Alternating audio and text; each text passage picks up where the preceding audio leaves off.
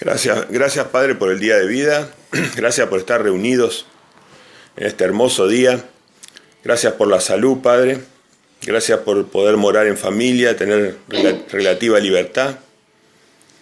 Como decía Luis, te pedimos que nos uses para poder ayudar a la gente a salir de Babilonia y sus hijas y poder llevarlos a tu camino, al liderazgo de tu Hijo.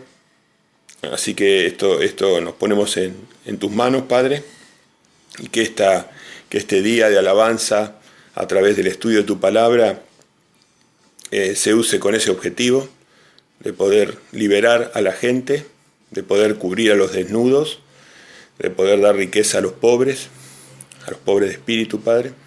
Así que bueno, nos ponemos en tus manos, que sea tu voluntad, que sea tu opinión la que prevalezca, no la nuestra, Padre.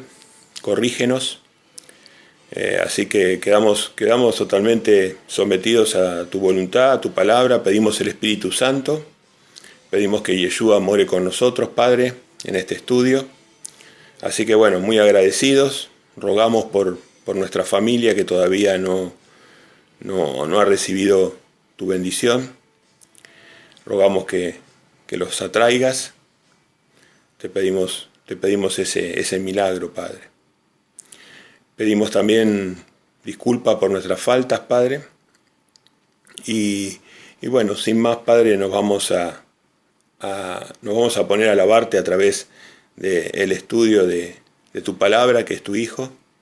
Así que por ese Hijo, Yeshua, el gran Rey del Mesías, te decimos amén.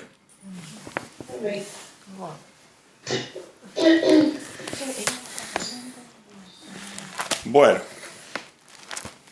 Hoy tenemos unos temas hermosos.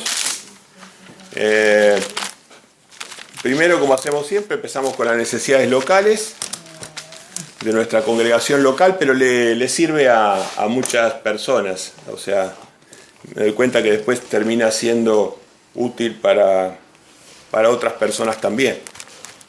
Así que voy a ver dónde tomé las notas de la semana. Yo voy anotando las necesidades locales y si la encuentro estaría bueno. No, todavía no. Acá están las notas. Bueno. El machete. Sí, todas las necesidades locales. Bueno, lo primero que quería considerar con ustedes, algo que considero muy importante. Sonia, buen día, ¿cómo estás? Buen día. ¿Qué tal? ¿Cómo está? va, Sonia? Bienvenida, Sonia. Bienvenida. Gracias. Se escucha bien fuerte tu voz. Gracias. ¿Nos escucha o no se escucha? Sí, perfecto. sí, sale fuerte. Ah, bueno, gracias. Sale fuerte. No, déjalo alto. Sí, así los comentarios de ellos en la grabación se pueden escuchar. Exacto. Bueno, entonces les decía, el primer tema local es que nosotros llegamos el otro día a través de consideración de los 19 mandamientos de Dios, 10 del Viejo Testamento y 9 del Nuevo Testamento, llegamos a ver que todos esos mandamientos nos generaban amor, gozo y paz, que es, digamos, el oro, la plata y las piedras preciosas que Dios nos da. El amor como vínculo, el gozo y la paz como sentimientos dominantes de nuestra vida, que nos protegen la salud, que nos protegen la felicidad, que nos dan ganas de vivir eternamente. Así que habíamos llegado a ese punto de que las riquezas de Dios son el amor, gozo y la paz. Ahora, desde ese centro, imagínense eso como si fuera una balanza, ¿no? En el centro de la balanza, si la balanza está nivelada, nosotros vamos a experimentar que nuestra vida va a estar dominada por los vínculos amorosos, por el gozo, la felicidad en el día, y por la paz, que es la ausencia de odio y temor. La paz es la ausencia de odio y temor. Es una emoción perfecta, ¿no? Entonces, si eso es el centro de la balanza, nosotros podemos desequilibrarnos en dos direcciones. Podemos desequilibrarnos en una dirección que es degradar nuestra conducta hacia el pecado. Podemos desequilibrarnos degradando la conducta en hacia el pecado y empezar a perder el amor, el gozo y la paz. Si nosotros degradamos nuestra conducta hacia el pecado, y el pecado está explicado en la ley de Dios. Entonces, si nosotros degradamos nuestra conducta hacia el pecado, automáticamente empezamos a perder el amor, el gozo y la paz. O sea que es fácil para nosotros saber si estamos en el camino del pecado, si nos estamos alejando de Dios. Porque no es una cosa instantánea, eso se va perdiendo, es gradual, ¿no? Perdón, Luis. Ah, no, me parece que hay alguien. Alberto. Alberto, ¿estás vos ahí? A ver, Alberto, ¿hay alguien más? Bueno, no importa, seguimos. Entonces, sí, hay alguien que tiene el micrófono con ruido, pero no importa, seguimos. A ver. Entonces, si nosotros empezamos a alejarnos del camino de Dios, empezamos a perder hacia el pecado, empezamos a perder amor, gozo y paz. Así de simple. Ahora, eso es la balanza inclinada hacia un lado. Ahora, ¿qué pasa? ¿Cuál sería el otro lado de la balanza? A ver si alguien se da cuenta de eso. Por un lado nos alejamos del amor, gozo y paz hacia el pecado. Y por el otro lado nos podemos alejar del amor, gozo y la paz hacia el otro lado de la balanza. ¿Cómo podría ser eso? A ver si alguien se da cuenta. O sea que vos... ¿Puedo hablar? Sí, sí, Glenda, por favor. Puede ser ir atrás de las riquezas o, bueno, no sé. No, eso es pecado ya.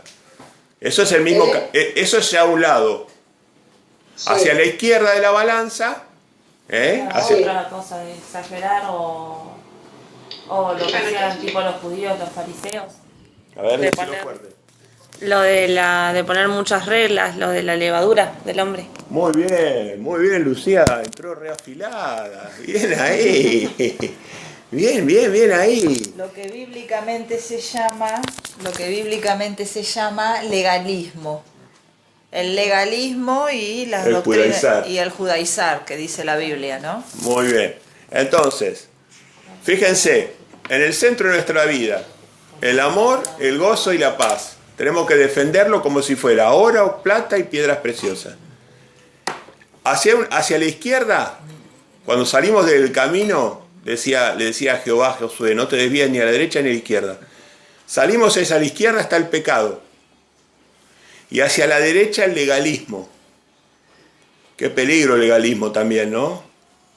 ¿Cómo nos damos cuenta en ambos casos si estamos caminando con complacencia en el pecado o con complacencia en el legalismo? Porque perdemos el amor, el gozo y la paz.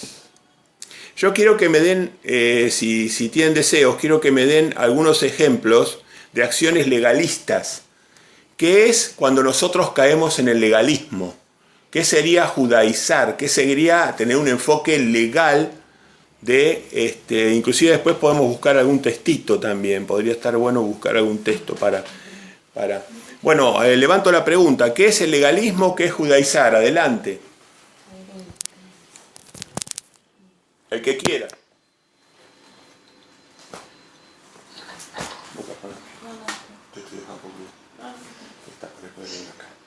Pero te está apanado. Ahí vamos. Ok. Bueno.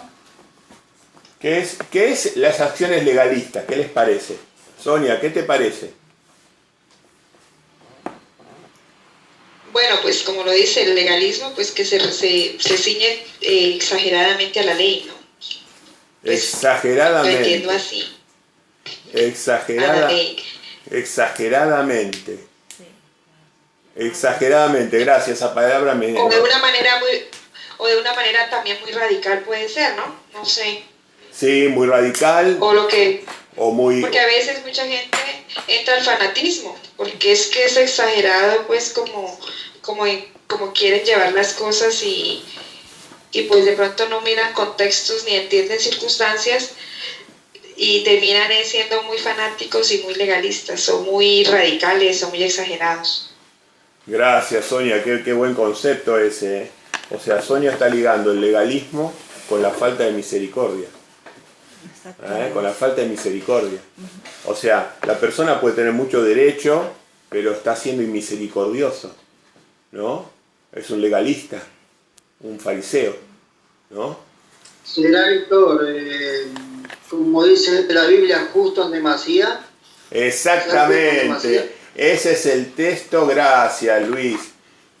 Proverbios 7, bueno, el versículo se me borró.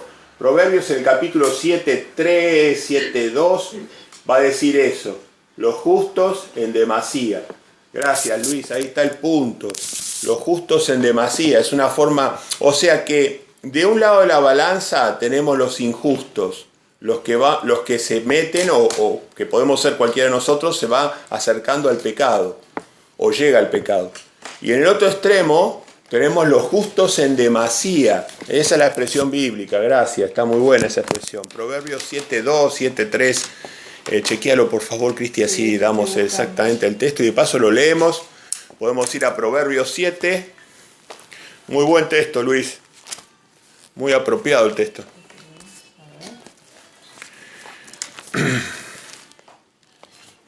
Nos vamos a Proverbios.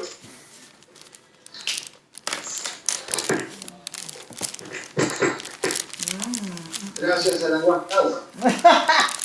Bueno, ¿y viste que algunas cosas sirven? Muchas cosas sirven, muchas.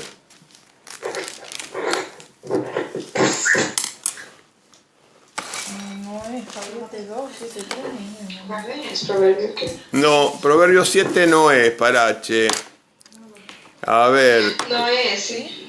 No, ahí no. Me falló. No, para que me falló la memoria. Para que me venga el texto. ¿De dónde está ese texto?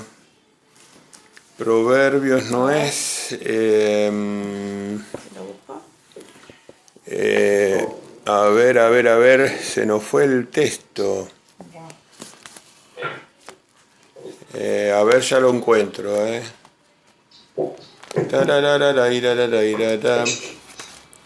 A ver, mientras buscamos. Estoy buscándolo, pero no lo encuentro.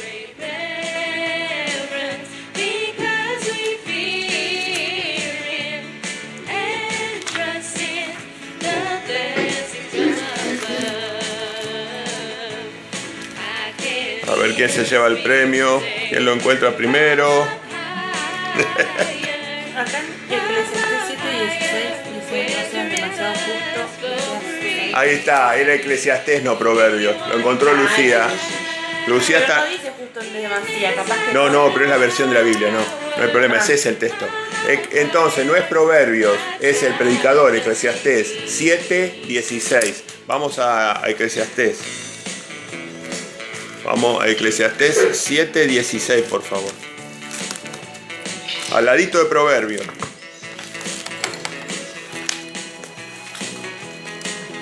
Sí, señor, este es el texto exacto que decía Luis. ¿Quién lo quiere leer?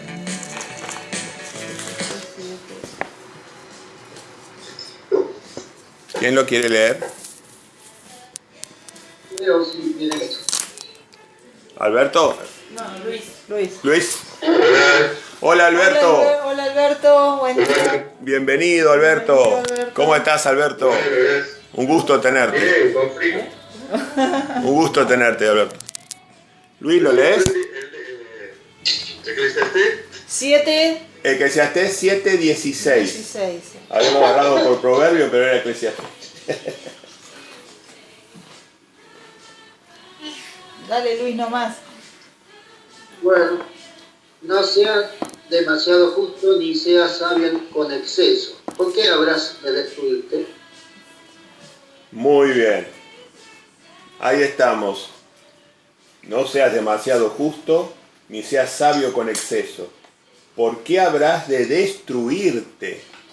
Nada menos, ¿eh? Así que hay dos caminos para perder el amor, el gozo y la paz. Y uno es el pecado, acercarnos al pecado, al incumplimiento de los mandamientos de Dios.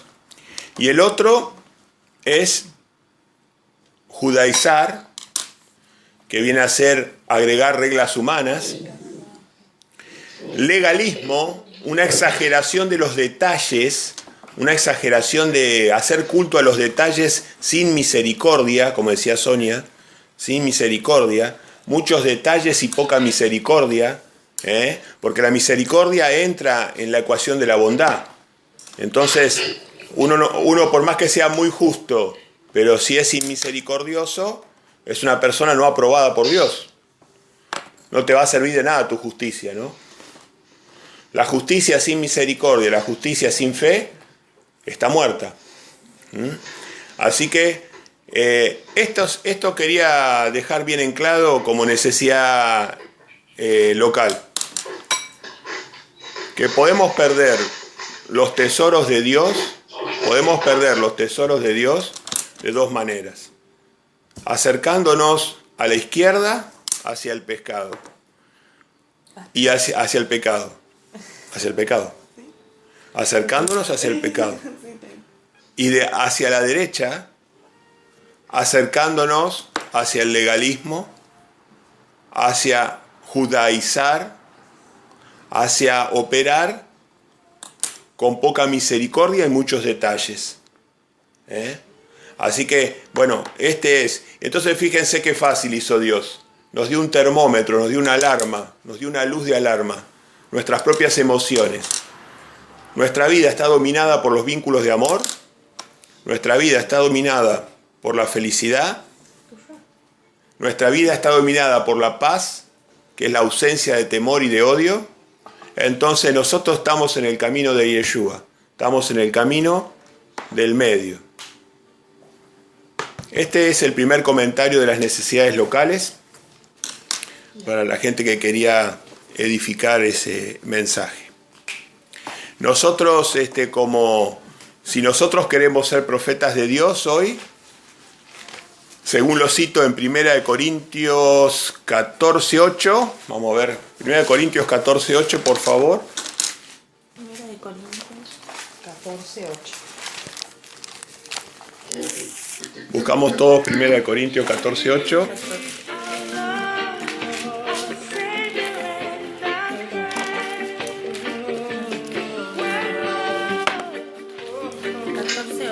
Primera de Corintios 14:8.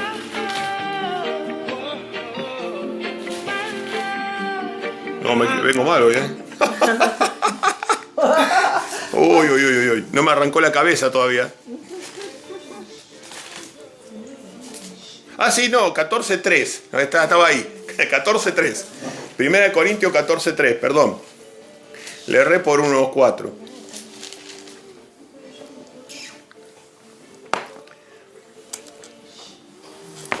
¿Qué 14 cuánto?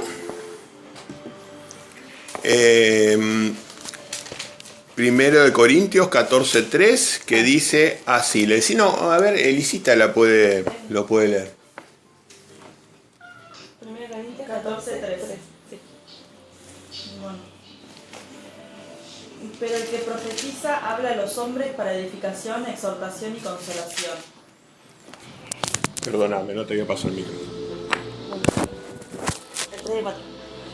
Pero el que profetiza habla a los hombres para edificación, exhortación y consolación. El que habla en lengua extraña a sí mismo se edifica, pero el que profetiza edifica la iglesia. Gracias, Elisa. Entonces, la pregunta ahí, Elisa, sería, ¿cuáles son los 3 factores que redefine Pablo a un profeta? O sea, ¿cómo está en el contexto después de Jesús, cómo se redefine el rol profético? ¿Cómo se redefine el rol profético, por favor, Elisa?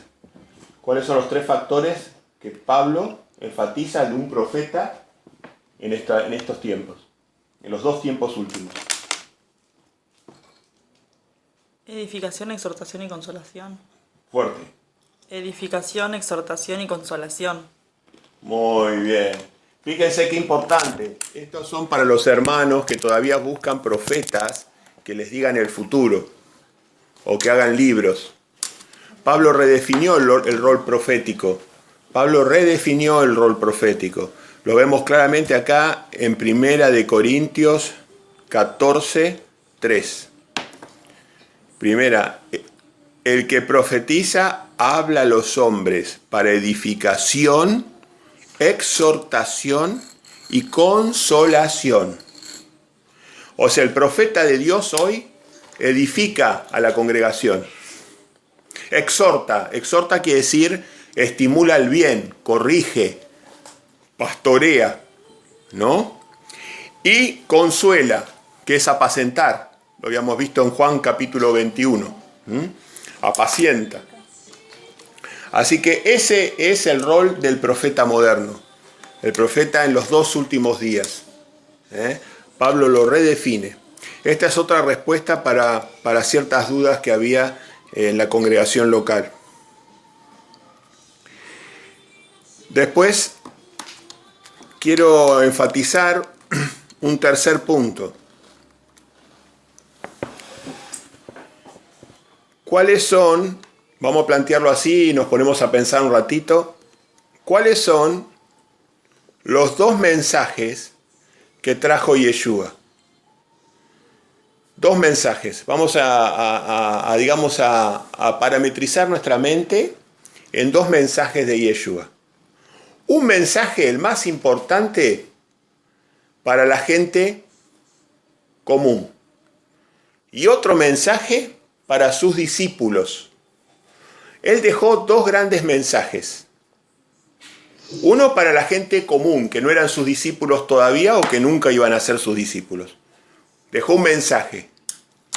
Y le vamos a poner texto a eso, ¿no?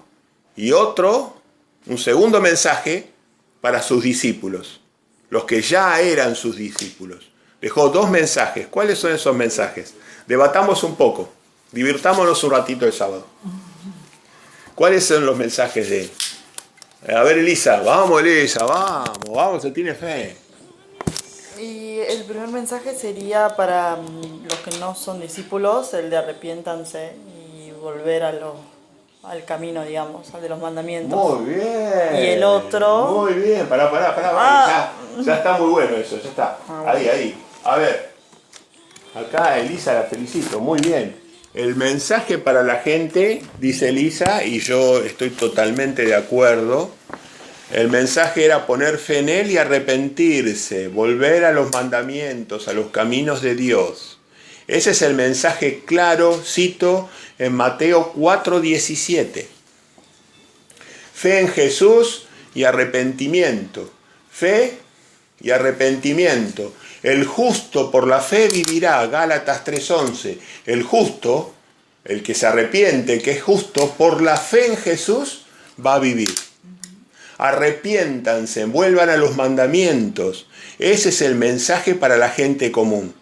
Entonces la parte B, ahora que conteste otra persona, otro hermano, entonces la parte B, ¿cuál es el mensaje más importante para sus discípulos?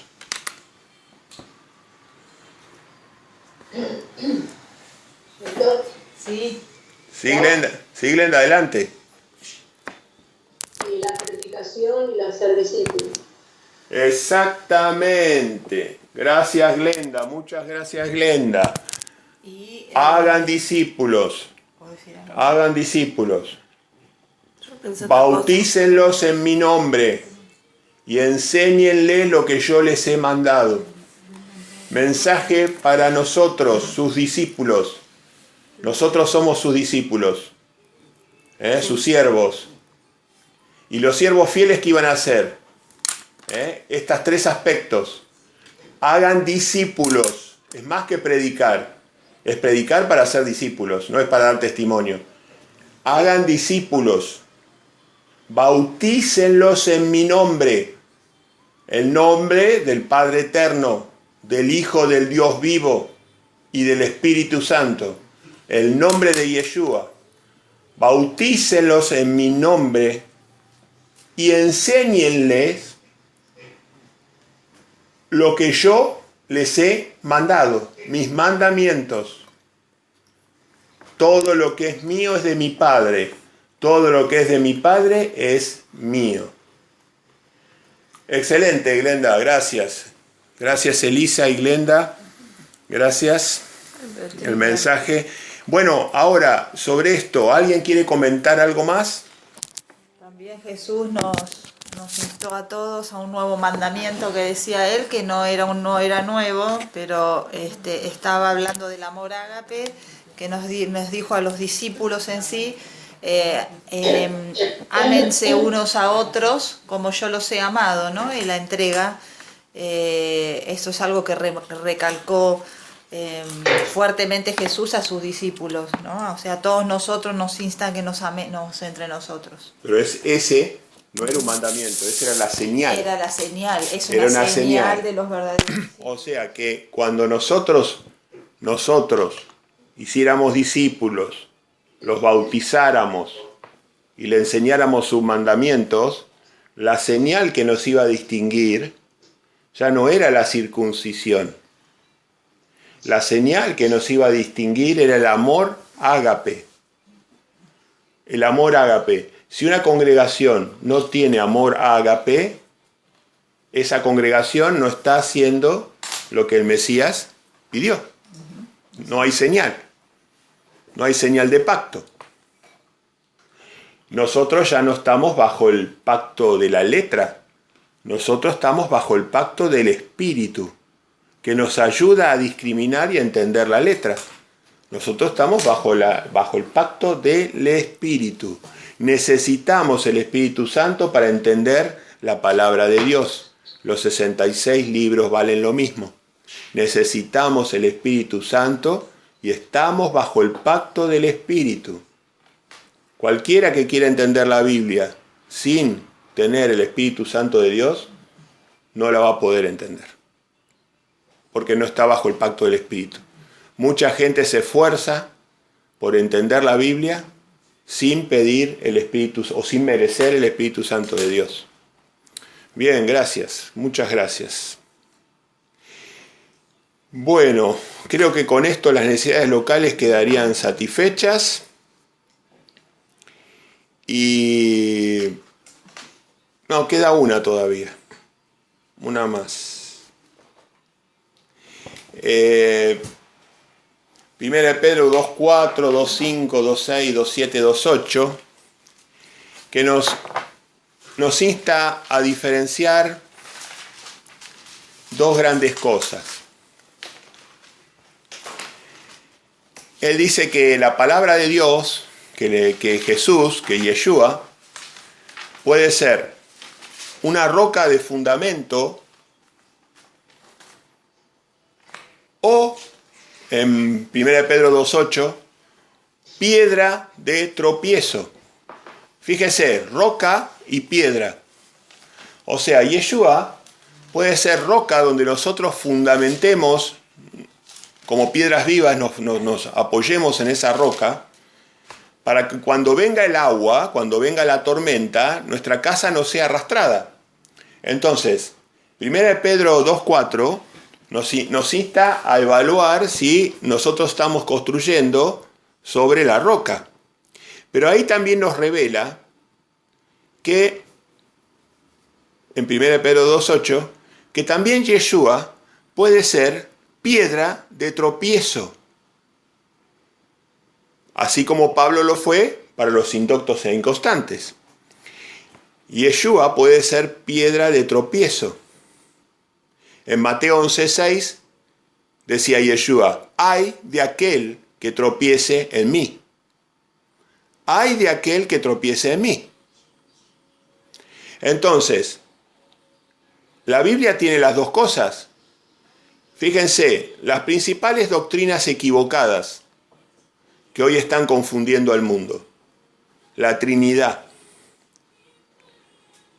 el salvo siempre salvo, la Trinidad del catolicismo, el salvo siempre salvo del luteranismo, del calvinismo, las doctrinas que están confundiendo a la gran cantidad de la humanidad, la idolatría babilonia egipcia.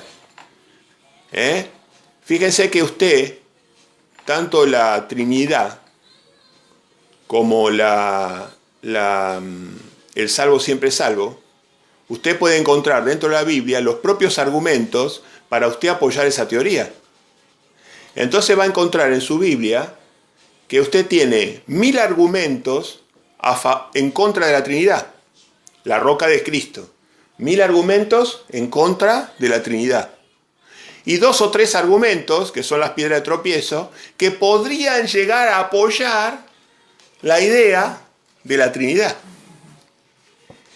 ¿Ve cómo opera la Biblia? Es roca de fundación de una sana doctrina, pero a su vez da elementos que usados de manera incorrecta se convierten en piedras de tropiezo. Porque la gente que fundamenta la Trinidad y la gente que fundamenta la doctrina de salvo siempre salvo, usa textos descontextualizados o mal entendidos o mal interpretados para hacer decir que Cristo dijo que eso es así. O sea que en la Biblia tenemos la roca de la fundación y también la piedra de tropiezo. Y les pido por favor que me acompañen a leer Mateo 11:6.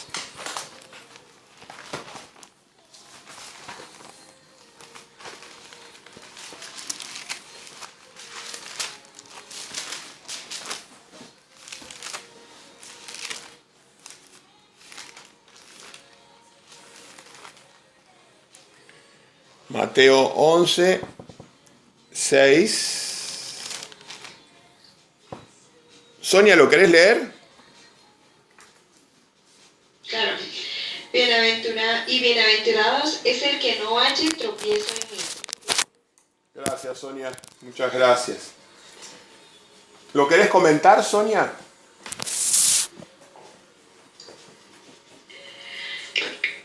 Bueno, me imagino que la palabra bienaventurados pues significa pues que están haciéndolo bien, que es una bendición el que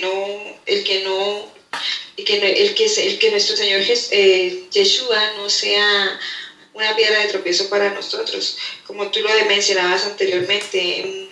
A veces se hacen cosas en nombre de Jesús o en nombre de Yeshua que no son de la manera correcta. Por ejemplo, muchos sanadores, muchas cosas raras que uno ve en otras religiones, uno ve que todo es en nombre de Jesús, todo es en nombre, entonces uno dice, bueno, lo utilizan tanto, pero uno no sabe si lo están haciendo de la manera correcta. Gracias, Sonia. Luis, ¿tu comentario?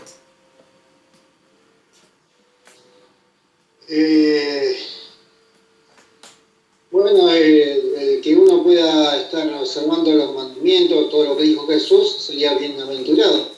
No hallamos tropiezo en eso, al contrario, nos esforzamos por aplicarlo, por aprender. Gracias, Luis. Gracias, Luis. Ahí, por ejemplo, usan a Pablo como piedra de tropiezo. La Biblia te dice cientos de veces que tenés que guardar los mandamientos y usan a Pablo para decir que los 10 mandamientos, que son los más importantes de la Torá, ya no son válidos. Fíjate si no es piedra de tropiezo. 1000 veces la Biblia dice de guardar los mandamientos, honrar los mandamientos, quién es el mentiroso, el que no guarda los mandamientos, quién es el injusto, el que no guarda los mandamientos, quién no es el santo, quiénes son los que no son santos, los que no guardan los mandamientos. 1000 veces lo dice, pero 1000 veces literales, lo dice de que los mandamientos, y usaron una piedra de tropiezo para justificar una teoría de que justamente los mandamientos más importantes eran invalidados. Así que por eso Jesús dice, feliz el que no halle tropiezo en mí. Y él era la palabra de Dios. O sea, felices los que no hayan tropiezo en mi palabra. Él era la palabra de Dios, Juan 1:1. La palabra de Dios. Moró con nosotros la palabra de Dios. Así que, bueno, este punto también lo quiero aclarar porque todos tenemos que verificar que nuestras doctrinas actuales no estén basadas en piedras de tropiezo, que estén basadas en la roca de la fundación. Y siempre van a ver que la roca de fundación bíblica es amplia, da muchos caminos y muchos criterios para llegar al mismo resultado. La roca es firme. En cambio, las piedras de tropiezo son poquititas, chiquititas y están distribuidas a lo largo de la Biblia. Así que Yeshua puede ser roca de fundación o piedra de tropiezo. Para los indoctos, los inconstantes, los hombres de poca fe, los legalistas, los judaizantes, los pecadores. Así que bueno, este es el mensaje local. Y quisiera convocarlos para ver si alguno tiene algún comentario más. ¿Alguien que quiera decir algo más? Lucía. Me quedé pensando en lo que había dicho... En lo que había dicho Sonia. Sí. Que lo de eso de que hacían cosas en el nombre de él. Y me acordé del texto ese que decía que en mi nombre no profetizamos. Pero imagínate, necesito como 10 o algo. En mi nombre no profetizamos, en tu nombre no profetizamos, en tu nombre no... ¿Cómo era? No me acuerdo bien qué decía. Y que Jesús le decía que yo no los conocí. ¿Nunca los conocí? Sí. Mateo 7. Muchos me dirán en aquel día, sí. Señor, en tu nombre no profetizamos, en tu nombre no expulsamos demonios, en tu nombre no hicimos obras poderosas. Y yo les diré, apártense de mí, obradores del mal. O apártese de mí, en las versiones más apegadas al vocabulario original, que se aparten de mí los anómicos, los que no tienen ley, los que no respetan mi palabra, mi Torah, los anómicos. Entonces, apártate de mí, apártense de mí, nunca los conocí, no sé para quién hacían esas obras, esos milagros, no los hacían para mí. Y eso tiene que ver con la exégesis bíblica que uno hace del estudio, ¿no? Porque cuando Jesús estaba en la tierra hizo milagros y con el Espíritu Santo los apóstoles hicieron milagros, pero ¿por qué después Jesús dijo eso? Y eso tiene que ver con el estudio que nosotros hacemos de toda la palabra de Dios. Tiene que ver con el Antiguo Testamento y el Nuevo Testamento. Cuando hacemos la exégesis entendemos lo que está escrito en la Torá acerca de los tiempos de Dios, por qué hablaba Jesús de esa forma, vamos a entender por qué Jesús les decía que esas obras no iban a ser propias del Espíritu en ese momento. Así que es muy importante que nosotros cuando estudiamos la palabra de Dios lo hagamos bajo oración, pidiendo al Espíritu, y bueno, el tiempo que nos lleve, obviamente, es lo que nos va a entrenar en toda la palabra para entender la doctrina sana de Jesús para este momento de nuestro tiempo, ¿no? Hoy enfatizábamos que podíamos desequilibrar nuestro amor, gozo y paz a través de la complacencia con el pecado o con la exageración en el legaísmo judaizante. Y ahora me vino a la mente un texto que es Mateo 23, 27, que se refiere donde Jesús dice que los fariseos estos, que eran judaizantes, legalistas y faltos de misericordia y apegados a los detalles, perdiendo lo importante, estaban preocupados por el comino, estaban preocupados por las cosas detalladas de la ley, y lo importante, la misericordia, la justicia y la fe, les pasaba por el costado. La justicia, la misericordia y la fe les pasaba por el costado. ¿Y cómo les dijo en Mateo 23, 27? Les dijo que eran sepulcros blanqueados. O sea, eran cosas. Entonces eso nos lleva de nuevo. La apariencia de las cosas no es la esencia de las cosas. Las personas normalmente, uno lo ha visto en la vida, las personas que están ausentes de contenido, se preocupan mucho por lo exterior. Yo me imagino esos fariseos con unos ropajes espléndidos, llenos de detalles y llenos de cosas ostentosas, porque es una cuestión psicológica. La persona que es vacía de contenido busca mucho el exterior. Es algo que se manifiesta el espíritu así. Y él le decía, ustedes son como sepulcros blanqueados. Por fuera están súper prolijitos y ordenaditos, blanquitos, pero por dentro están arruinados. Llenos de huesos muertos. Sí, es durísimo, lleno de huesos muertos. Sí. Es durísimo. Sí. Entonces, o sea, por dentro tienen olor a podrido. Por fuera tienen una apariencia hermosa. Así que bueno, nosotros vamos del adentro hacia el afuera. Vamos del adentro hacia el afuera, no del afuera hacia el adentro.